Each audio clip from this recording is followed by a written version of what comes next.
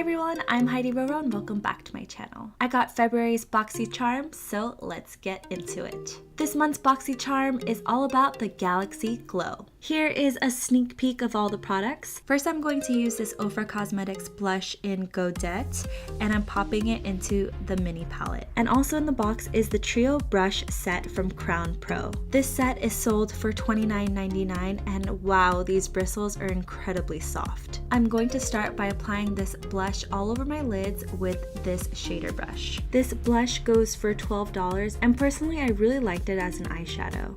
This is probably one of my favorite items from this month's box, but this is the CoverFX Shimmer Veil in Amethyst, and this is $28, and I'm just applying it directly onto the center of my lids and blending it out with my finger. There wasn't any eyeshadows in this month's box, so I'm just going ahead and using my favorite Tartlet palette. This is the Tartlet in Bloom, and I'm using the shade Rebel in the inner and outer corners to create a halo eye. I'm using the Vintage Cosmetics Smokey eye pencil. This costs $21, and it is a wooden eye pencil, and I'm using it for my winged liner. I applied mascara and put on some falsies off camera. With this fatter brush, I'm using the Ofra Cosmetics for my actual blush, and I'm using something that's not from the box. This is Laura Geller's Gilded Honey to highlight my face.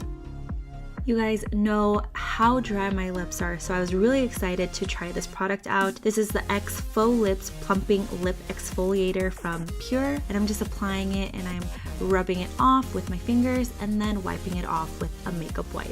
That, by the way, is also $17, full size. Here I'm just applying one of my favorite lipsticks. This is MAC Whirl, and I just felt like this lip color looked perfect with this eye look. And I'm also going to be using the CoverFX Shimmer Veil in Amethyst on top of my lips as well, and blending it out with my finger to create a galaxy themed look.